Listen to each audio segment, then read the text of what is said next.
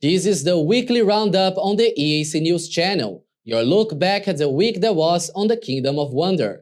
A very good evening to you. I'm Yuri Matosco and we begin on Monday.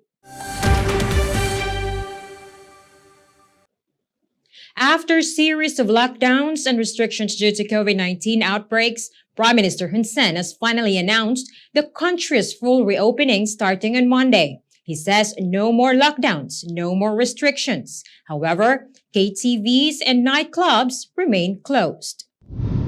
Prime Minister Hun Sen has divided the COVID-19 fight of the kingdom into 4 stages. First was March to October 2020, the start of taking action against the spread of the coronavirus. Second, to November 2020 to February 2021, managing the spread of the virus. Then third, from February 2021 until the end of October as the government taking action to vaccinate the population in order to achieve herd immunity against COVID-19. Then to the public surprise, the Prime Minister says the 1st of November is the beginning of the 4th stage, the start of reopening of all the sectors in the country. The day people in the country starts to live in the new normal. That is living with COVID-19. Prime Minister Hun Sen has assured that there will be no more lockdowns. He has seen the impact of lockdowns and restrictions. He stresses that it just made people's situation worse. Of all the sectors now allowed to operate normally, KTVs and nightclubs are still on hold. The Prime Minister emphasizes that only those with businesses with big spaces are reopened with no people crowding, risking huge spread of COVID-19. Following the vaccination of children ages 6 to 17, the royal government has decided to vaccinate those 5 years old. The 5-year-old vaccination campaign has kicked off on Monday in Phnom Penh, with Prime Minister presiding over the ceremony. EAC News reporter Yuri Matosco has the details. The kickoff ceremony was held at the Peace Palace, at the same time with the closing of the first dose. The vaccination of the 5-year-old children is part of the government's action to protect the children while returning to schools. It will be China's Sinovac vaccine which should be used to inoculate with this age group. Sinovac has already been used to vaccinate children from 6 to 17 years old. Prime Minister Hun Sen has announced that 1 million doses of COVID-19 vaccine will arrive in Cambodia this month. It will be another help of the People's Republic of China to Cambodia in the fight against COVID-19. As of Sunday, the government has vaccinated 85.66% of the country's total population of 16 million, 97.89% of the age group 12 to 17, and 101.2% for the age 6 to 11 age group. Yuri Matosco, EAC News. Students are now back to school. All schools nationwide have reopened on Monday, following the directives from the Ministry of Education, Youth and Sport. The reopening covers both public and private institutions across the kingdom after 8 months of closure. EAC News reporter Lianto Muhammad has the story. Due to the February 20 community transmission outbreak, most schools have been closed for 8 months. But with Prime Minister Hun Sen's recommendation to start reopening the education institution, the Ministry of Education has evaluated the school nationwide. There were also secondary levels that had already been reopened last month from low-risk areas. On Monday, Prime Minister Hun Sen has announced the full reopening of the country. It is also coincided with the reopening of the school nationwide.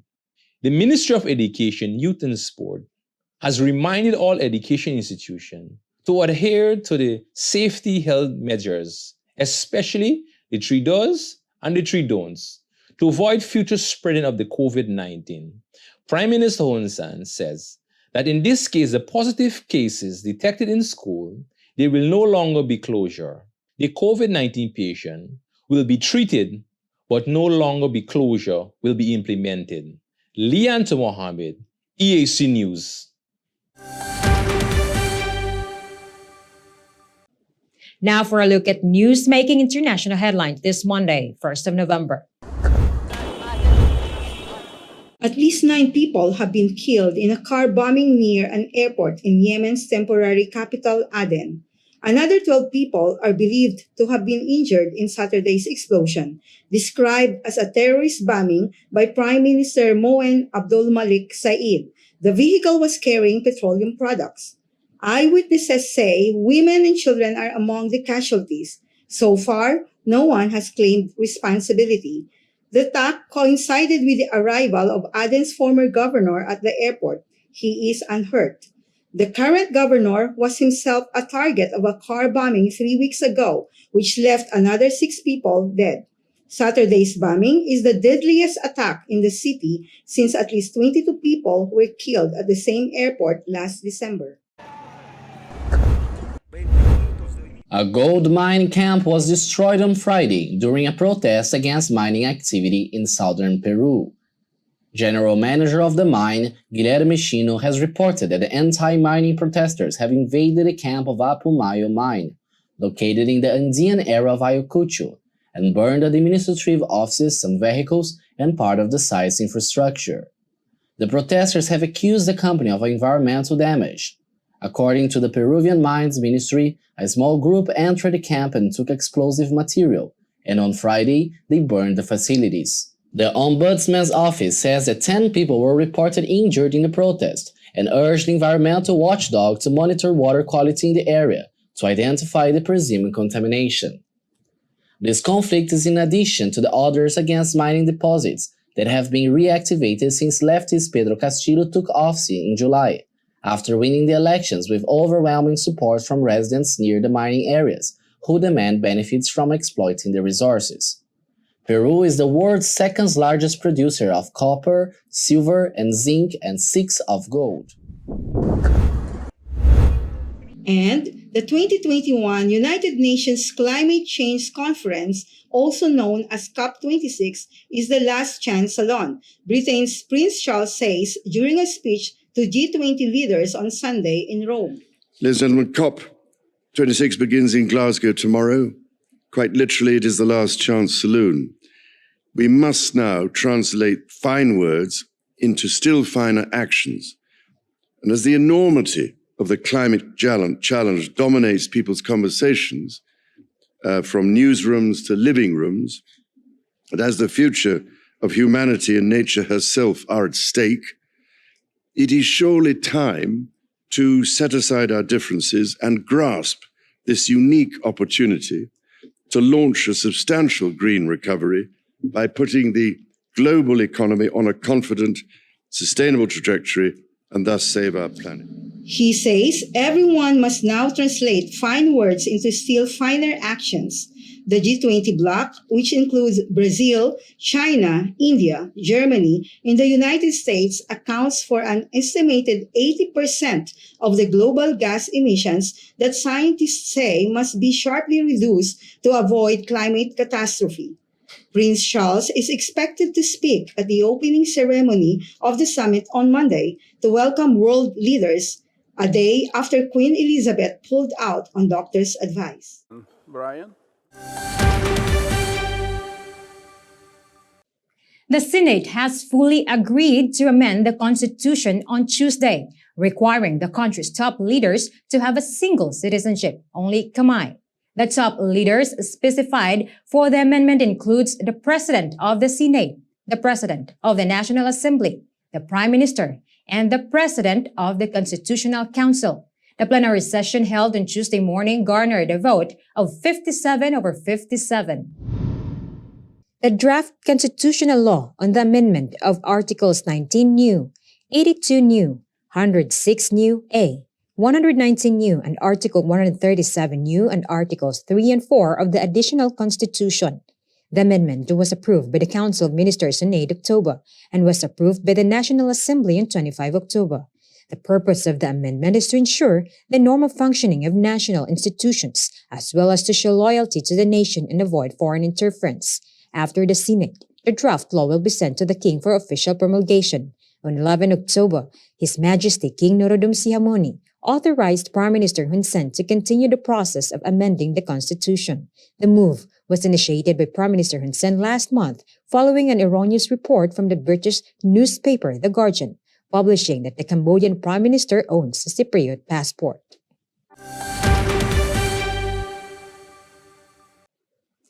After 1 year of inactivity due to the pandemic, Prime Minister Hun Sen has included in his speech on Monday requesting public transports and ferry services to start reoperating. The first phase of reoperation is programmed for test runs and will include free rides from today until Sunday. EAC News reporter Yuri Matusko has the story. Since last year, 26th of March, the streets and waters of Phnom Penh are missing public transportation. As an initiative to restore a new normal in the country, Prime Minister Hun Sen has declared the kingdom is finally open and ready for a certain normality, so public transport should resume its operation. Starting today, Phnom Penh officials will launch a test run in those specific routes. Line run from Phia Pnei bus station to Ville Sebeuv bus station. Line 2 from Quit Canon roundabout to Prek Samron Bridge in Tak Mau City. Line 3 and 4A from Suan Rosaikel bus station to Bray St. Piet 2 on Russian Federation Boulevard. Line 4B from Suan Rosaikel bus station to Bray St. Piet 2 on Chum Chau Boulevard. As for the ferry services, first operation will start working from Suan Rosaikel to Tak Mau bus station. But authorities demand all passengers to comply with health measures by presenting a vaccination card, wearing a face mask, and maintaining social distancing. During the running tests, the Phnom Penh Capital Administration is allowing free rides starting today until Sunday of this week. The regular services with the charging fees is gonna start on Monday next week onwards. But seniors, monks, athletes, children under 1 meter tall, teachers, students, and factory workers are exempted of paying for the transportation fee. Yuri Matusko, EAC News, Phnom Penh. More donations for Cambodia's vaccination campaign. The COVAX facility has donated refrigeration equipment to Cambodia as an aid for the country's vaccination storage capacity on Monday. The donation was funded under COVAX Equipment Financing Program through UNICEF to assist the royal government in its fight against COVID-19. EAC News reporter Yuri Matusko has the story. 9 ultra-low temperature ULT refrigeration units, 9 electrostatic precipitators, and accessories necessary for long-term maintenance of ULT refrigeration. These were the equipments donated by COVAX facility to the royal government of Cambodia, worth nearly $60,000. It was delivered through UNICEF to provide technical support to the government. The organizations also procure logistical coordination to ensure the safe arrivals of equipment and assistance through this mechanism. UNICEF says that the cooling system received by Cambodia will be able to store millions of vaccines that will be distributed across the country. This is also to make sure the effectiveness of the vaccines being inoculated to people to curb the spread of the COVID-19. Yuri Matusko, EAC News. Now for a look at news making international headlines this Tuesday, 2 November. 9 firefighters killed and 1 injured after cave collapses during rescue exercise and trapping 16 of them inside. A total of 26 firefighters were taking part in a training exercise when the accident occurred early Sunday morning when part of the Duas Bocas cave collapsed in Altinópolis, located about 360 kilometers from São Paulo, Brazil. The rescue team were practicing techniques inside the cave when part of it fell it on them. According to the São Paulo Fire Department, the person rescued alive has multiple fractures and hypothermia and was taken to the hospital to be treated. About 75 firefighters and rescuers worked through the day on the rescue. Teams from the Emergency and Disaster Assistance Group and local military police also assisted with the operation along with 2 helicopters. A 22-story building under construction in Nigeria's commercial capital Lagos collapsed on Monday, trapping several workers under a pile of concrete rubble. At least 4 people have died and dozens are missing. An excavator is at the scene and rescue workers and some locals are searching through rubble and twisted metal. 4 survivors have been found so far. What caused the collapse and exactly how many people are trapped under the rubble remains unclear. The high-rise block is a part of a complex named 360 Degrees Towers, which was intended to house luxury apartments, townhouses, and penthouses, according to the development's website, which has since been taken offline.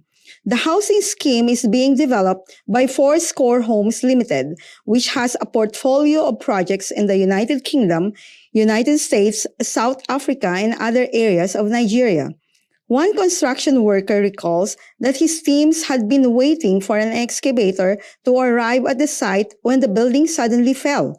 He and his brother have escaped, but more than 100 people were inside.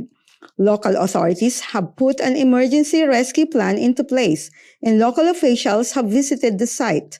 Building collapses are frequent in Nigeria, Africa's most populous country, where regulations are poorly enforced and construction materials are often substandard. And record atmospheric greenhouse gas concentrations and warm weather have propelled the planet into uncharted territory, according to the World Meteorological Organization, the United Nations Weather Research Service. Speaking at a news conference at COP26 in Glasgow on Sunday, WMO Secretary-General Professor Petri Talas says the past 7 years were on track to be the warmest on record, as were gas concentrations in the atmosphere. And we have again broken records in the main greenhouse gases, carbon dioxide, methane, and nitrous oxide. And despite of the lockdowns last year, the real atmospheric concentrations of those gases were growing, and we broke again a record in carbon dioxide concentration. The global sea level rise has accelerated since 2013 to a new high in 2021, with continued ocean warming and ocean acidification. The report combines input from multiple United Nations agencies, national meteorological and hydrological services, and scientific experts. It highlights the destructive impacts on food security and population displacement, crucial ecosystems, and in slowing progress towards the 2030 Sustainable Development Goals. UN Secretary-General Antonio Guterres says, from the ocean depths to mountain tops, from melting glaciers to relentless extreme weather events, ecosystems and communities around the globe are being devastated. COP26 must be a turning point for people and planet. Secretary General of the World Meteorological Organization.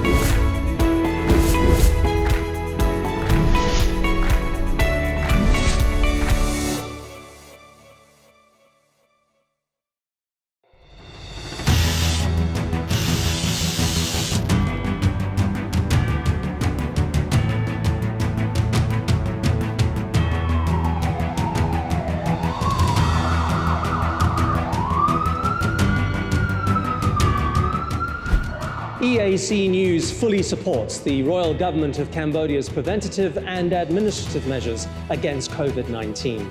But we need you to play your part in helping bring the 20 February community transmission event to an end. Wash your hands regularly, sanitize wherever possible. Keep an eye on your body temperature. Use the Stop COVID QR code and maintain a safe social distance. But above all, please, please, please wear a mask. Only together can we beat COVID-19.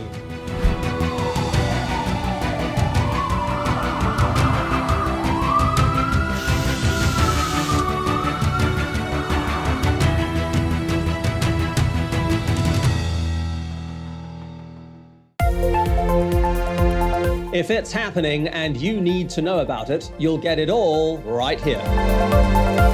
EAC News brings you updates and breaking news in English across all of our platforms and channels. The EAC News app, YouTube, Facebook, Telegram, Twitter, and our website www.eacnews.asia.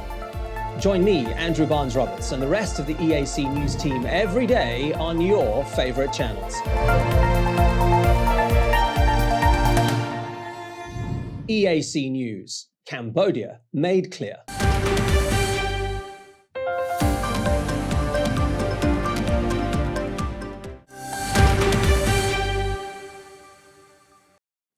Phnom Penh Capital Administration is taking a move to reopen KTV, karaoke bars, and other entertainment. Phnom Penh Governor Kun Sren is now preparing a proposal to COVID-19 Commission Committee to consider reopening these establishments amid the country's full reopening status as announced by Prime Minister Hun Sen on Monday, starting the 1st of November. Governor Sren has confirmed to EAC News the progress. He says he's doing his best to help unaffected businesses, but at the same time ensuring the safety of the people against COVID-19. យើងមានចង់បាត់ធ្វើអីឲ្យតែអត់ឆ្លងតែយើងកំពុងតែរៀបចំសូមទៅគណៈកម្មការបប្រតិបត្តិដើម្បីប្រជុំភាគនឹងកំណត់លើបញ្ហានេះហើយក្រោយថ្ងៃ11ក្រោយថ្ងៃ11មានការផ្លាស់ប្ដូរបញ្ហានេះបាទអាចមានការផ្លាស់ប្ដូរខ្ញុំកំណត់ទេបាទខ្ញុំមិនហ៊ានកំណត់ថាបើតែនៅលើគណៈកម្មការនៃការវិនិច្ឆ័យរបស់គណៈកម្មការជួបប្រឆាំង COVID-19 ដើម្បីយើងប្រជុំពិភាក្សាបញ្ហានេះហើយបែរតម្លៃឲ្យបានត្រឹមត្រូវទៅយើងហ៊ានបានការងារនេះព្រោះប្រហែល discotheque ហើយនឹង karaoke វាជាកន្លែងសบายភាពតែវាទទួលហានិភ័យខ្ពស់បាទវាងាយរងគ្រោះអញ្ចឹងយើងត្រូវប្រុងប្រយ័ត្ន High-risk businesses in the capital have been closed for 8 months now since the February 20 community transmission outbreak. The vaccination campaign of 5-year-old children has kicked off on Monday as a way of speed up the return of school for primary students. The interval between the first and second doses is 28 days, with the Chinese Sinovac as the vaccine administered for this age group. EAC News hit the street today to see how children and their parents responded to the vaccination campaign. Not scared at all. These are the reactions of parents, guardians, and even the very young children about the vaccination campaign against COVID-19. Prime Minister Hun Sen has announced on Monday that the kingdom is providing COVID-19 vaccines to the children 5 years old. This is part of the royal government's target to create a herd immunity in the community, as all the sectors in the country are already reopened following the Prime Minister's announcement on the 1st of November. I'm not scared because I want to go back to school. I'm not nervous because I want to go back to school as soon as possible. I want my grandson to go to school. I'm a little nervous. To protect them from COVID-19 disease and for them to go back to school. No hesitation being showed by them. They all want to live the new normal way of life, which is living with COVID-19. After more than a year of missing buzz, Siem Reap's dynamic province is expected to return next month. It will start with hosting the first Encore International Festival of the Arts. Cambodian Arts and Festival Enterprises says the event will take place in December 2021 in a variety of venues in Siem Reap Province and Phnom Penh capital. EAC News reporter Liwanto Mohammed has the details. The first-ever event, Angkor International Festival of Art, is scheduled for the 10th to the 12th of December. The festival organizer, responded by Cambodia Art Festival Enterprise, has collaborated with the Ministry of Culture and Fine Art to celebrate it designated for Siem Reap as Asian City of Culture 2021-2022. Angkor Wat International Festival of Art Chief Executive Officer and Artistic Director Aaron Carpen say they have worked on this event over 1 year. He has added that Cambodia taking over the Asian chair and the country is opening.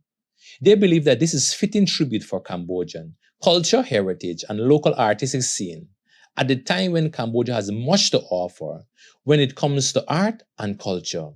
Angkor Wat International Festival of Art 2021, which including performance and contribution from various artists, which include music, painting, writing, and dancing. There will also be writers, readers, festival hubs, as well as traditional Cambodian can fighting in front of Angkor Wat, shadow puppet theaters, Cambodia buko fighter, traditional chapai music, and aspara dancers. Carpen say Angkor Wat International Festival of Art 2021 will be celebrated for all, classical and modern. Liwanto Mohammed, EAC News. Now for a look at news making international headlines this Wednesday, 3 of November.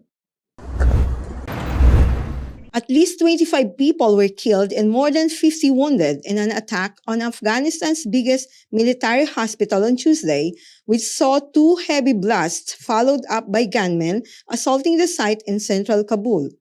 Among the injured was a young boy who was carried on a stretcher to the Italian aid group emergency hospital in Kabul. The explosions hit the entrance of the 400-bed Sadar Muhammad Daud Khan Hospital and were followed with an assault by a group of Islamic State gunmen, all of whom were killed within 15 minutes, Taliban spokesman Sahibullah Mujahid has confirmed. He has added that Taliban special forces dropped by helicopter had prevented the attackers from entering the hospital. All 4 were killed at the entrance or in the courtyard, and a 5th was captured. A strong hailstorm hit Taija on Sunday, causing floods and damage across the southern Bolivian city. Hail reached as high as 4.92 feet in some places, heavily affecting private residences and businesses near Taija's commercial area. Local authorities worked non-stop to help those affected by the storm. The mayor's office reported the collection of 5,000 tons of ice from the streets. Crops around the area were reported as complete losses due to the heavy rains. Hail is one of the most feared weather phenomena because of its potential to destroy plants, trees, crops, animals, and human life upon. And more than 100 global leaders have pledged on Monday to halt and reverse deforestation and land degradation by the end of the decade, underpinned by $19 billion in public and private funds to invest in protecting and restoring forests. The joint statement at the COP26 climate talks in Glasgow was backed by the leaders of countries including Brazil, Indonesia, and the Democratic Republic of Congo, which collectively account for 85% of the world's forests. United Kingdom Prime Minister Boris Johnson has stated that the Glasgow Leaders' Declaration on Forest and Land Use will cover forests totaling more than 13 million square miles. The UK Prime Minister has stated that the world will have a chance to end humanity's long history as nature's conqueror and instead become its custodian. He calls it an unprecedented agreement. Some additional government and private initiatives were also launched on Tuesday to help reach that goal, including billions in pledges for indigenous guardians of the forest and sustainable agriculture. Forests absorb roughly 30% of carbon dioxide emissions, according to the nonprofit World Resources Institute. Under the agreement, 12 countries, including Britain, have pledged to provide $12 billion of public funding between 2021 and 2025 to help developing countries, including in efforts to restore degraded land and tackle wildfires.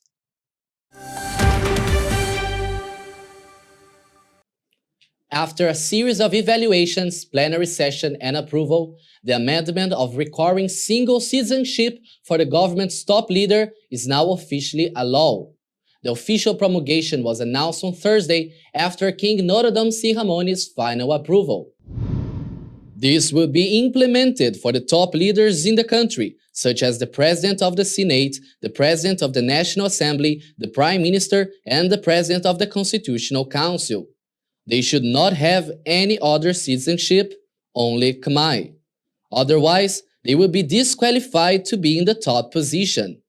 The law was initiated by Prime Minister Hun Sen in early October, following the erroneous foreigner reports stating that he holds a Cypriot passport. The report was later corrected by the British news agency The Guardian. The photo of a poor barefooted boy wearing a mask and school uniform with his COVID-19 vaccination card wrapped in a plastic bag tied to his shirt in Siem Reap started circulating on social media on Tuesday. The boy becomes instantly famous, getting attention and even the prime ministers. The nation poured down to the boy's family in less than 24 hours, most specifically donations from Prime Minister Hun Sen. EAC News reporter Ria Soko has the story. His name is Kong Seha, a 7-year-old boy from Siem Reap. His parents are both farmers in Suai Liu district. He is first-grade student at Shea Primary School in Rontai Commune.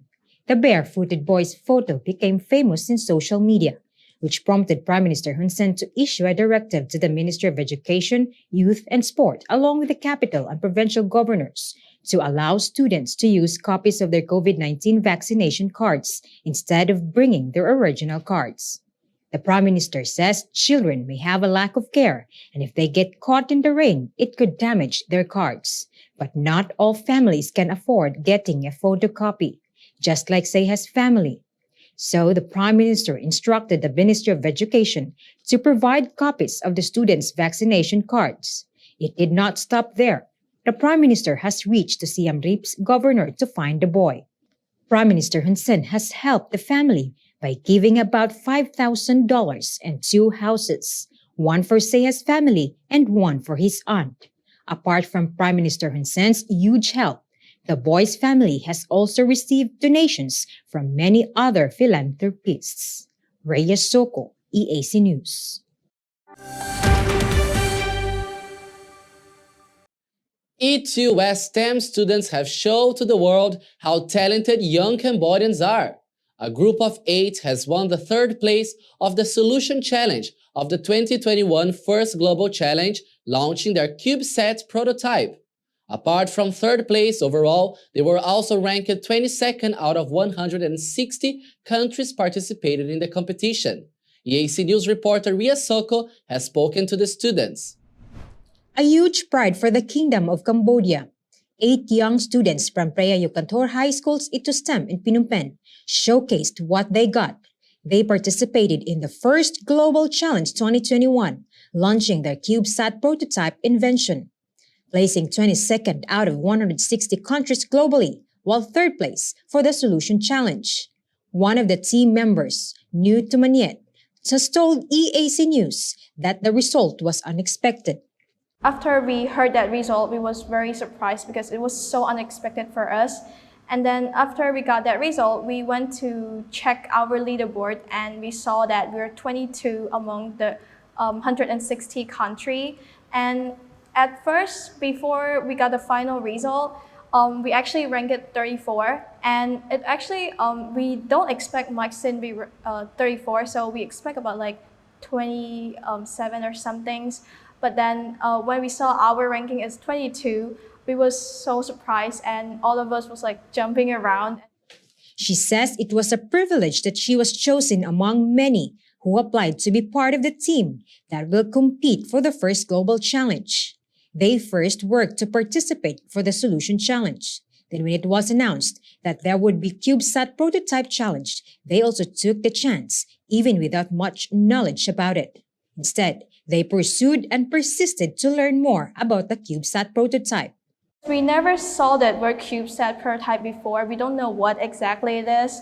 And then when they start announcing it, they give us some document for research and studies, and they sent us the kit for building it, and then we start learning about it. All their team members are beginners in robotics. They started building it in August. At that time, there was a news about UV light effect in Cambodia. That inspires them to pursue the CubeSat. Their mission was to make an advanced weather station. It could detect UV light index and the air quality, until they finally launched on 26 September for the global competition. They launched at Tubong-Kumum province. Setting up takes 1 hour, and the launching proper takes 4 hours until it lands. After their achievement in the first global challenge, the students hope that investors will see the importance of their inventions. They wish to make it bigger by creating a startup or turning it into a business. But before that, these young talented Cambodians would like to encourage others who have the passion and hunger for learning to start exploring their capabilities, no matter what status they have in life. So our teammate is from province. Half of our teammates is from province, and all of them at first they also don't know what is like CubeSat or codings or like computer. They never touch it. And then they got a chance to come and study at E2STEM. E2STEM are providing them like technology class and chance to explore their technology file. That's why I think if you are at province, if there's like students from province, they should apply for E2STEM, because I believe that this school are giving students from province a chance to explore what their passions in the technology. For these students, the first Global Challenge 2021 is just the beginning for them to explore what they have and what they can do. This CubeSat prototype is a proof how talented young Cambodians are. With their curiosity and hunger for learning, they will surely be able to contribute not only for the country's development, but for the future generation as a whole. Rhea Soko, EAC News, E2STEM, Preah Yukantor High School, Phnom Penh.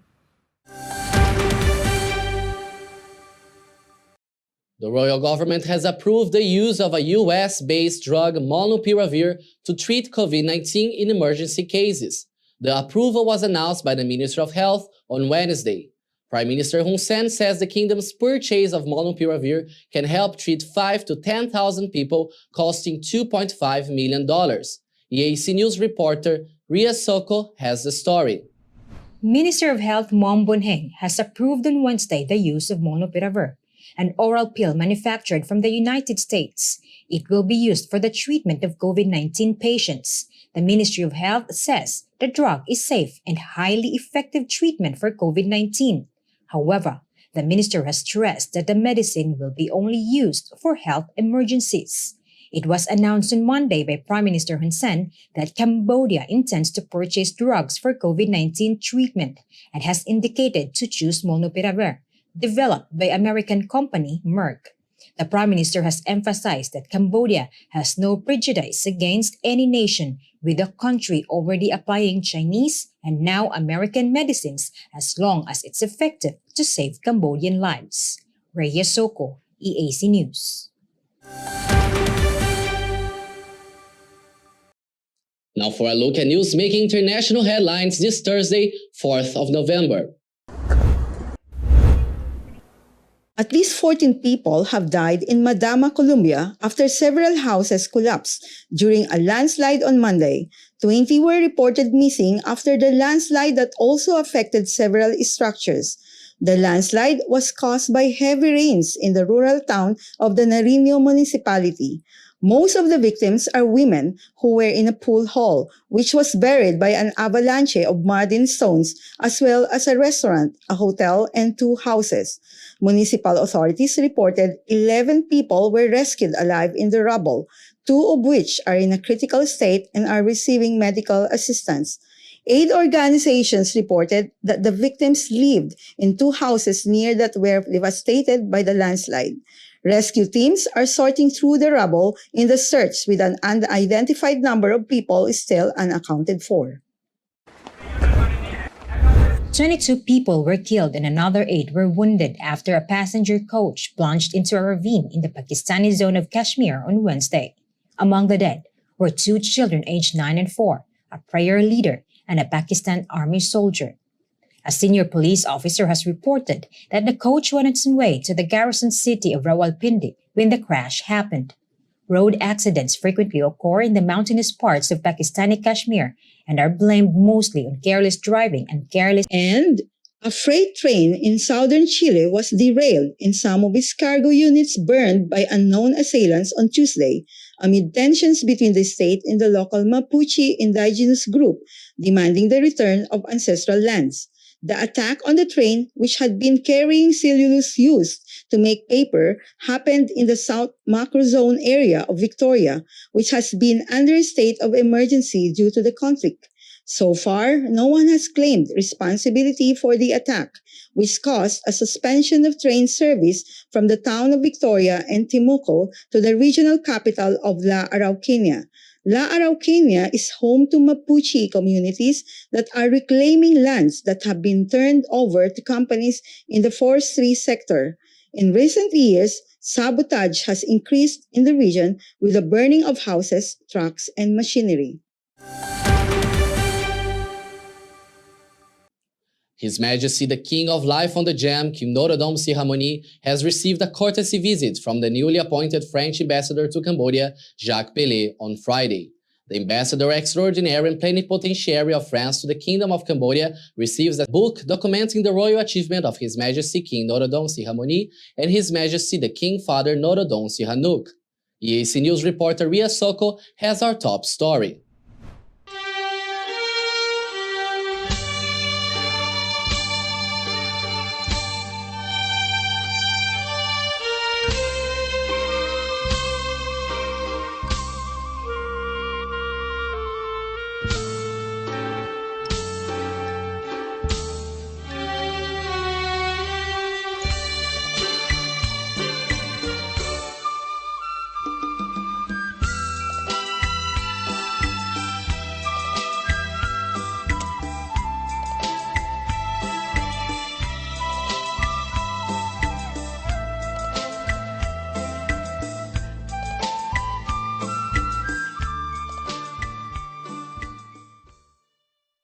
A Cambodian traditional stoneware hand-painted by highly talented Cambodian sculptors was received by French ambassador to Cambodia, Jacques Pelé, from King Norodom Sihamoni on Friday.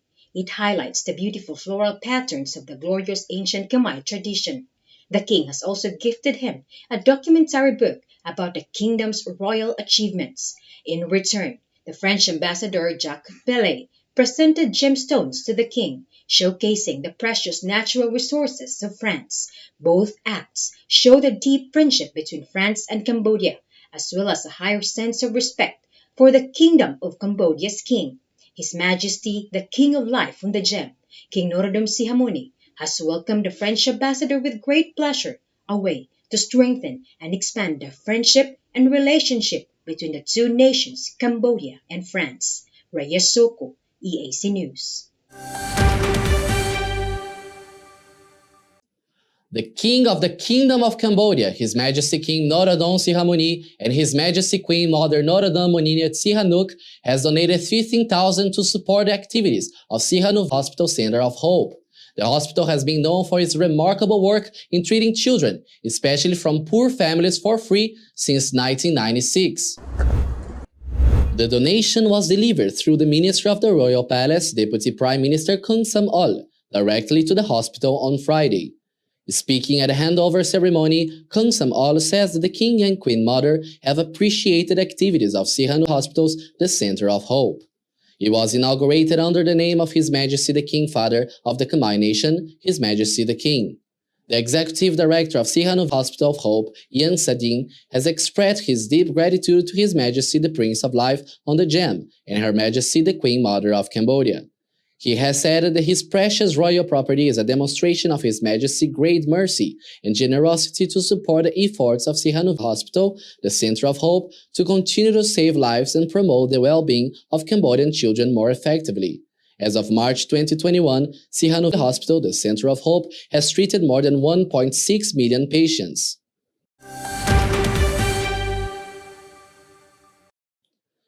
A day of mourning for Cambodians.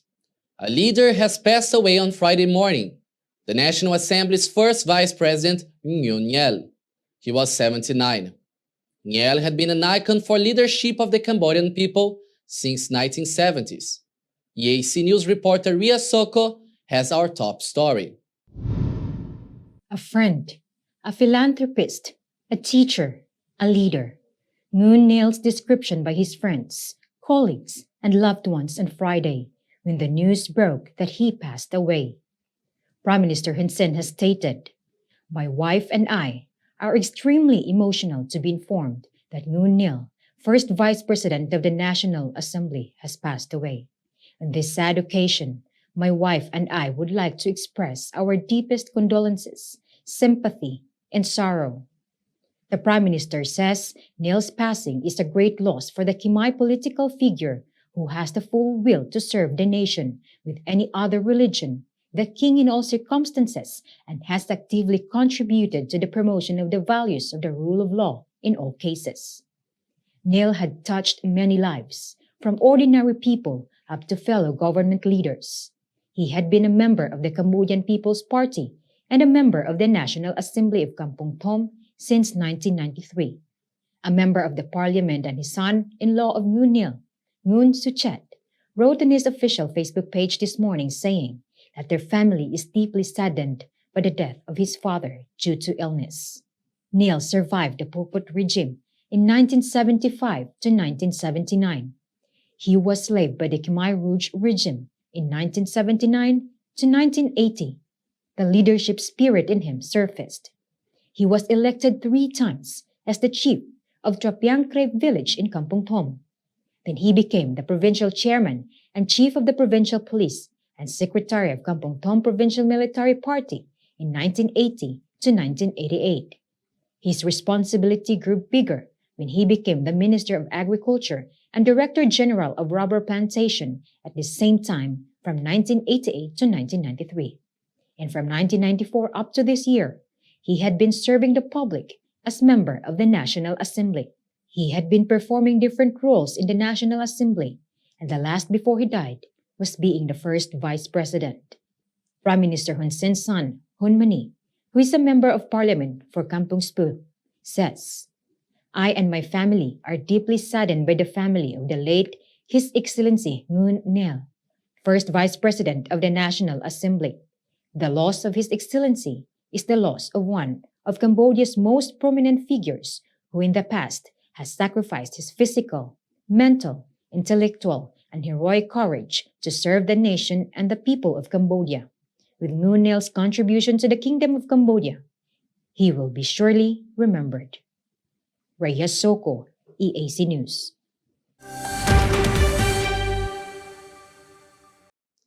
Prime Minister Hun Sen and his wife Bun Rani Hun Sen have extended help to a family who just welcomed their triplets. The triplets were born last Friday at the capital's Calmet Hospital.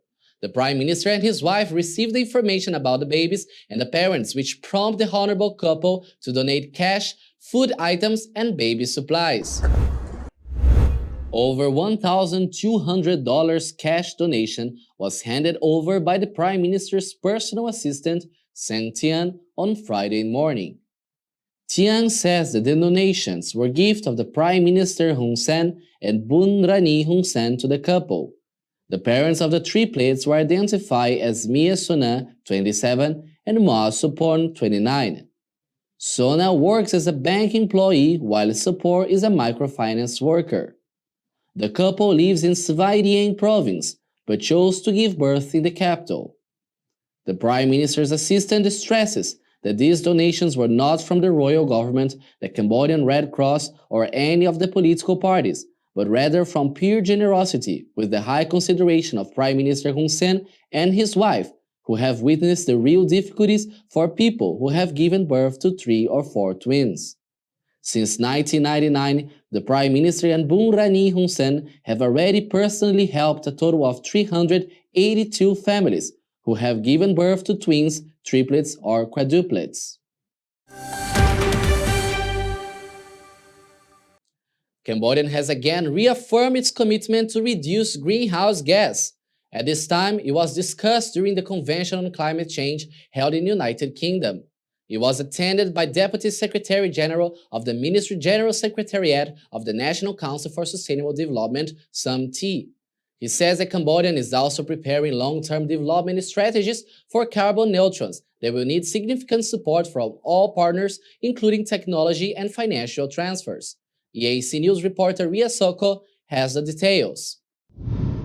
General Secretariat of the National Council for Sustainable Development, SUMT, says that the long-term development strategies for carbon neutrals prepared by Cambodia will need significant support from all partners, including technology and financial transfers. He made the statement during the conference of the parties to the United Nations Framework Convention on Climate Change held in Glasgow, Scotland, United Kingdom. It is a 2-week conference that has taken place annually since 1995. SUMT has attended the high-level roundtable of the Asia Water Council, a special session of the COP26. He has briefed participants from Indonesia, Sri Lanka, Mongolia, South Korea, the K-Water Organization, and the Asia Development Bank about Cambodia's 10-year National Strategic Plan for Climate Change. He has added that the kingdom's agriculture, health, infrastructure, water resources, education, and industrial production are highly vulnerable to climate change, which needs to be addressed. Raya Soko, EAC News. As Cambodia now fully reopened with business resuming, the cinemas in the kingdoms are also adjusting to adapt to the new normal due to COVID-19. The cinemas across the country have reopened on Monday following Prime Minister Hun Sen's announcement of the country's reopening. EAC News reporter Ria Soko has spoken to them as to how they are adapting. Finally, after 8 long months of closure, moviegoers are now back, enjoying time with their friends. Thanks to Prime Minister Hun Sen for declaring the country is now fully reopened after more than a year of closure due to COVID-19. High-risk businesses closed to prevent the spread of the virus. But just this Monday, cinemas are reopened. However, they have to strictly follow the safety protocols set by the royal government and the Ministry of Health to prevent the further spread of the novel coronavirus. EAC News has spoken to the general manager of Prime Cineplex in Phnom Penh, Lin Ho Phiem. He says the past 8 months have been very hard for them. Although they were closed, they have to maintain the cinema's equipment and the whole building. Some workers still have to be paid even without income generated. We need to spend a lot of money for support our staff during this closing, and we need to pay for utility and other, and many items of our concession product were expired and we need to throw away. So a lot of money. During those months of inactivity, they had a lot of worries, not only personally, but also for the business on how it would survive. But just on Monday, after Prime Minister Hun Sen announced the reopening of the country, it was both a huge relief and excitement for them to be able to go back to work and to the business. Yim says they have been waiting for it. They have been preparing for the reopening, and all their staff are vaccinated against COVID-19, not only 2 doses, but with booster shots as well. Our staff need to complete 3 doses of vaccine and wear masks in the cinema area, keep cleaning their hands. And for operation staff, they need to wear plastic glove because they're working directly with the customer, so they need to protect with the customer and our staff also. And for the customer that age over 6 years old, if they don't have a vaccine card or any letter, we are not allowed in cinema. Only children under 6 years old are permitted to go inside the cinema without the vaccination card, while the number of moviegoers are reduced to only 50% of its maximum capacity. 8 months of closure was very hard for the management, from daily to weekly to monthly maintenance, and that they are finally reopened. The management hopes that there will be no more closure as they cater customers adapting to the new normal way. Reyes Soko, EAC News from Cineplex, Phnom Penh. Now for a look at news making international headlines this Friday, 5 November. A kite surfer looking for some recreational fun off Italy's Sicilian coast got more than he bargained for when the weather conditions changed abruptly. An Italian Coast Guard springs into action to save a man in distress who had been stranded at sea for many hours on Tuesday. The man set off from Isola di Pori, a tiny island off southern Sicily, in the early afternoon when the conditions of the sea were ideal for kite surfing. While out at sea, there was an unexpected change in the weather and the waves had risen to 1.5 meters high, making it difficult for him to return to the beach. Coast Guards were alerted by a friend of the kite surfer who had noticed he had not returned from his excursion. The task group immediately sent out a search and rescue boat and a helicopter, who were searching for the 5 hours until the surfer was found. The man had been at risk of being shipwrecked and was in difficulty when they found him, clinging on the surfboard. Very tired and in a slight state of hypothermia, he was found near the bay of Granilli and was treated by medics as he was transferred to the port of Pozzallo.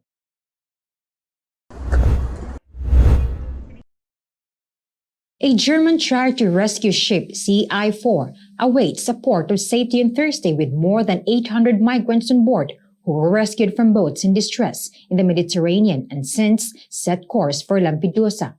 The CI-4 had already rescued 397 people in 6 operations by Wednesday, assisted by the mission lifeline ship Rise Above. The vessel then picked up a further 400 people from a heavily overcrowded wooden boat on Thursday morning. CI-4 says that the Maltese Rescue Services, though responsible for maritime emergencies in the area, did not respond to any of the calls for assistance. The migrants and 24 crew on board are facing an unprecedented, highly stressful situation and are dependent on the rapid assignment of a port of safety. The NGO SOS Mediterranean's Ocean Viking ship has also in the area and had provided food supplies to the CI-4.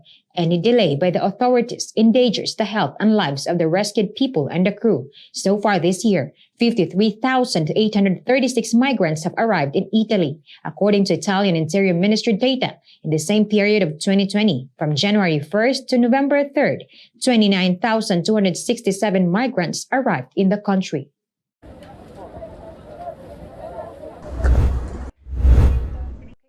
And the National Aeronautics and Space Administration on Thursday unveils a spacecraft to target asteroids in first planetary defense mission. The Double Asteroid Redirection Test, or DART, a spacecraft they plan to launch later this month on a mission to crash into an asteroid, is the agency's first planetary test mission. NASA has revealed details of how it plans to deliberately crash a spacecraft into an asteroid to see if it will change the asteroid's course. It will direct itself at an asteroid while traveling at a speed about 24,000 kilometers per hour. DART, which will be a part of a new Earth defense system, which launches on 24 November, will target a double asteroid Didymos and its moon Dimorphos. Neither asteroid poses a threat to the Earth. Planetary Defense Officer Lenley Johnson says that it's a test. They want to know about how the spacecraft work and what the reaction will be by the asteroid to the impact before Earth will ever get in a situation like that.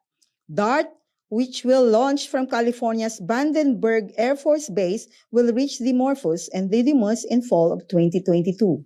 At this double asteroid system for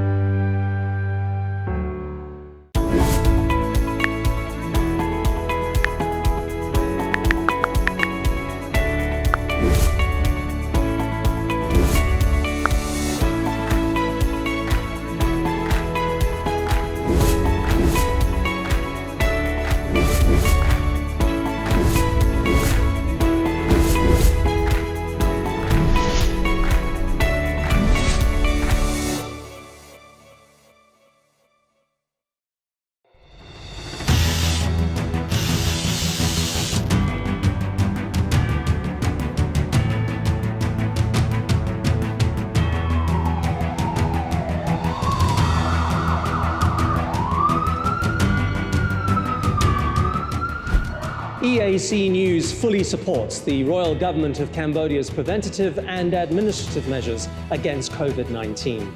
But we need you to play your part in helping bring the 20 February community transmission event to an end. Wash your hands regularly, sanitize wherever possible. Keep an eye on your body temperature.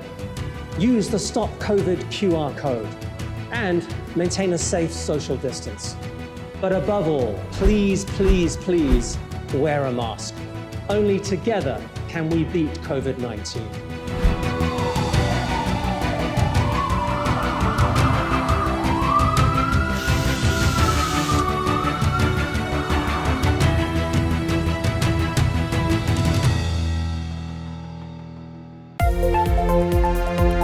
If it's happening and you need to know about it, you'll get it all right here. EAC News brings you updates and breaking news in English across all of our platforms and channels. The EAC News app, YouTube, Facebook, Telegram, Twitter, and our website www.eacnews.asia. Join me, Andrew Barnes-Roberts, and the rest of the EAC News team every day on your favorite channels. EAC News, Cambodia made clear.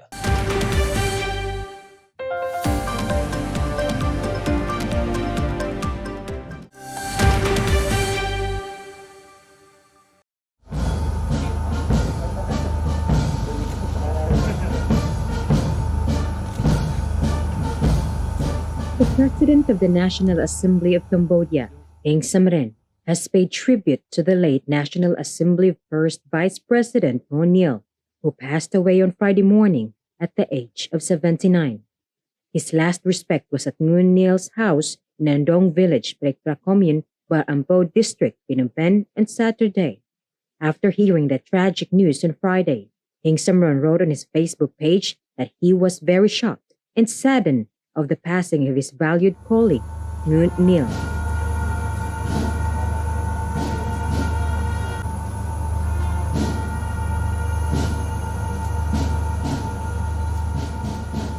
He has stated that the death of His Excellency Nguyen Nhiel is a great loss for the whole nation, as he was a great leader and for being a beloved father, father-in-law, and grandfather.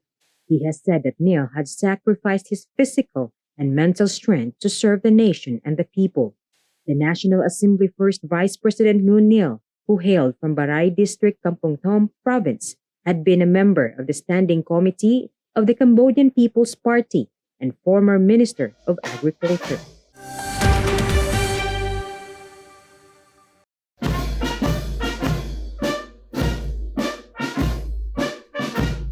Prime Minister Hun Sen, accompanied by Minister of Interior Sar King and other senior government officials, have paid tribute to the late National Assembly First Vice President Nguyen Nhiel.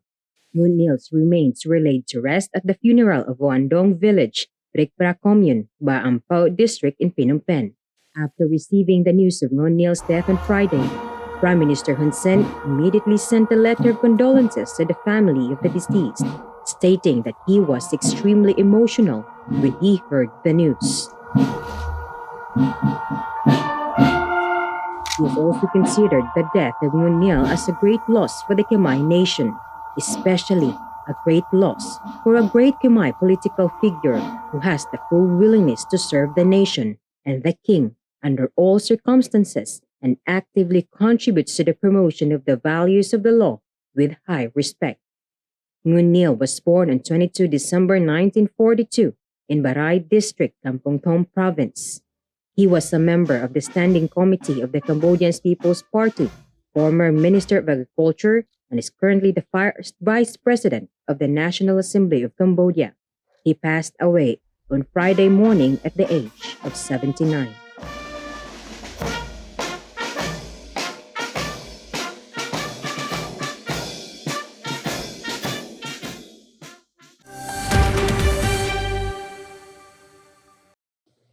Egypt might be famous for its pyramids amid the desert sands, but what not everyone knows is that some Egyptians are interested in ice hockey.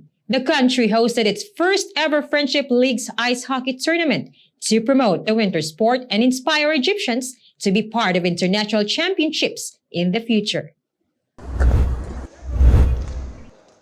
Egypt does not have an ice hockey national league, but local players hope to inspire Egyptians to create one.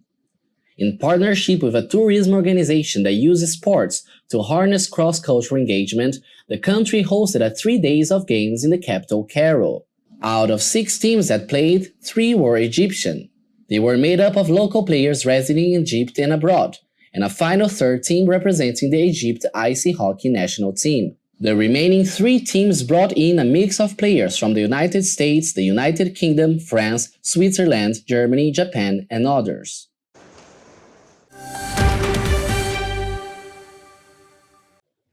Twenty-time Grand Slam champion Rafael Nadal hits shots with 97-year-old Ukrainian Leonid Stanislavski, who is also the Guinness World Record holder as the world's oldest tennis player.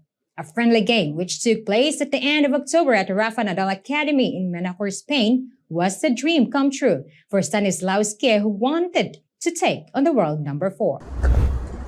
Leonid Stanislavski came to Spain to participate in the 2021 Super Seniors World Championship. For the first time, the International Tennis Federation has introduced a 90 and over age group in the 2021 tournament after Stanislavski sent a written request to the federation asking for the new category to be added. For Stanislavski, who has been playing amateur tennis for over half a century, it is next to impossible to find a worthy adversary in his age group.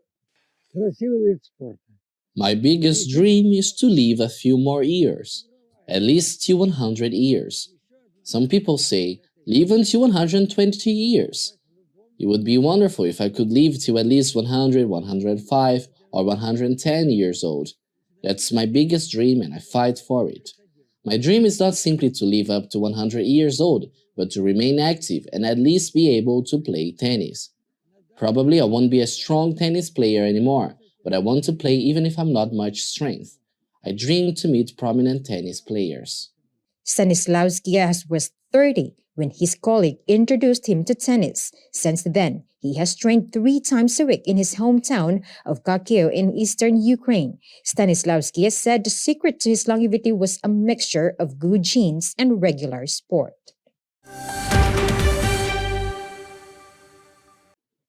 ATP Tour 1000 Paris Masters second round highlights with world number 1 Novak Djokovic beating Martin Fucovskis. Djokovic has been number 1 for a record total of 345 weeks and has finished as ATP year-end number 1 on a joint record 6 occasion. The Serbian ace record at 6-2, 4-6 and 6-3 victory in 2 hours to move into the third round at the Bercy Palais omnipresent. World number 1 Novak Djokovic overcame a second-set wobble to see off Hungarian Marton Fucsovics in the second round of the Paris Masters on Tuesday, playing in his first tour match since losing the US Open final against Daniil Medvedev in September. Djokovic struggled to find his rhythm but managed to find a way as the Serb secured a 6-2, 4-6, 6-3 victory. Djokovic, who can clinch a record 7th year-end number 1 finish in the ATP rankings should he lift the title. Next meets either of France Adrian Manarino or Gael Monfils. India has finally flexed their muscles to crush Afghanistan by 66 runs in Abu Dhabi on Wednesday for the 2020 World Cup semi-finals. The 2007 champions hope of making the last 4 hang by a thread following heavy losses to Pakistan and New Zealand in their first 2 Super 12 group matches. India's batting finally clicked against Afghanistan. However, as they racked up the tournament's highest total of 210-2 and restricted their opponents to 144-7. Openers Rohit Sharma and KL Rahul shared a 140-run opening stand to set up their massive score, which proved too big a mountain to climb for Afghanistan's modest batting lineup. Group 2 leaders Pakistan have booked their semi-final spot, and India must win their last 2 games to have a chance of joining them in the last 4. Rohit, adjudged man of the match, raced to a 37-ball 50, and Rahul reached his 4th century in the next over, needing 2 balls fewer. Rohit smashed leg spinner Rashid Khan, Afghanistan's best hope against the rampant openers, for back-to-back 6 before falling to Karim Janat in the 15th over. Gulbadin Naib bowled Rahul in the 70th over, but with Hardik Pandya and Rishabh Pant going berserk in the final overs, there was no respite for the Afghans. Pandya remained unbeaten after a blistering 13-ball 35, while Pant was 27 not out, having faced an equal numbers of balls. Afghanistan stumbled early in their chase, looking both openers to successive deliveries inside the first 19 balls. Ramanullah Gurzba hit Mohammad Shami 332 for back-to-back sixes before offering a skier to Pandya in Ravindra Jadeja's first over. Green Bay Packers quarterback Aaron Rodgers has been placed on the NFL's reserve or COVID-19 list and will miss Sunday's game against the Kansas City Chiefs. Multiple media outlets reported that the league's reigning MVP has tested positive for the novel coronavirus. The NFL Network reported that Rodgers has not been vaccinated. Packers head coach Matt LaFleur said he did not know how long Rodgers would be out, adding that backup quarterback Jordan Love is likely to start in his place. Under league regulations, players who are unvaccinated and test positive for the novel coronavirus must quarantine for a minimum of 10 days. When asked by reporters in August if he was vaccinated, Rodgers responded, "Yeah, I've been immunized. There's a lot of conversation around it, around the league, and a lot of guys who have made statements and I made statements, owners who made statements. There's guys on the team that haven't been vaccinated. I think it's a personal decision." In a statement, the NFL said the enforcement of COVID protocols within club facilities rests with each club, and that failure to do so has resulted in discipline being assessed against teams in the past. Rodgers has previously sought and was denied an exemption from the NFLPA's COVID-19 protocols based on his antibody levels this summer after he received homeopathic treatment to raise those levels. Mexican Red Bull driver Sergio Checo Perez hopes to put on a good show for adoring fans as F1 gears up for a race this weekend. He says he's sure Red Bull wants him to win his home Mexico City Grand Prix after facing questions on Thursday about whether they would let him beat championship-leading teammate Max Verstappen. Verstappen is 12 points clear of Mercedes' 7-time Formula One world champion Lewis Hamilton with 5 races remaining, including Sundays, in one of the closest title battles in years. The only Mexican on the starting grid is out of the title contention, but has won twice in the past year. He has also stood on the podium in the last 2 races, and has never been closer to his dream of becoming the first Mexican to win at home. Red Bull have won 9 races this season, Verstappen taking 8 of them, with Perez triumphant in Azerbaijan in June, after the Dutch 24-year-old crashed out with a tire failure while leading. Hamilton says he considered the high-altitude Autódromo Hermanos Rodriguez a Red Bull track, even if Mercedes could still be strong. Sky's the limit in fighting global warming in space. An Israeli startup, High Hopes Lab, has joined the fight against global warming by seeking inspiration in the upper atmosphere, fighting global warming in space, where it hopes to send fleets of balloons that will trap carbon dioxide for recycling. While removing carbon dioxide directly is usually a costly endeavor, the startup came up with a unique solution. High in the atmosphere at cooler temperature, Carbon is freezing in minus 80 degrees Celsius, and the only place that we can find carbon in a temperature close to that is 15 kilometers above our heads. The greenhouse gas is captured in an almost solid form. The frozen gas then returns to Earth, where it can be recycled. The company already ran tests of the initiative in a small scale, using gas-filled balloons with boxes that serves as a carbon capture device attached underneath. Carbon dioxide emissions from the burning of fossil fuels and from industrial agriculture are the main cause of climate change, but removing carbon dioxide from the atmosphere at standard temperatures requires too much energy for governments and companies to consider it cost-effective. The company aims to build larger balloons within 2 years that could each be deployed to remove a ton of carbon a day at a cost below $100, much less than comparable on-ground facilities currently in use. All right, let's have a look at what the weather is going to be playing at tomorrow.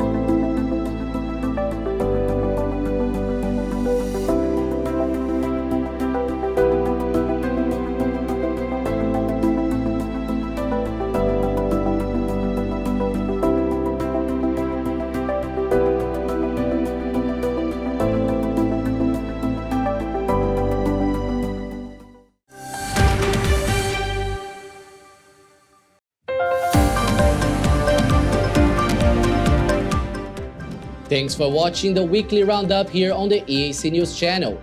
More from the EAC News team in the Daily Roundup, Monday to Friday, every night at 8. I will see you then.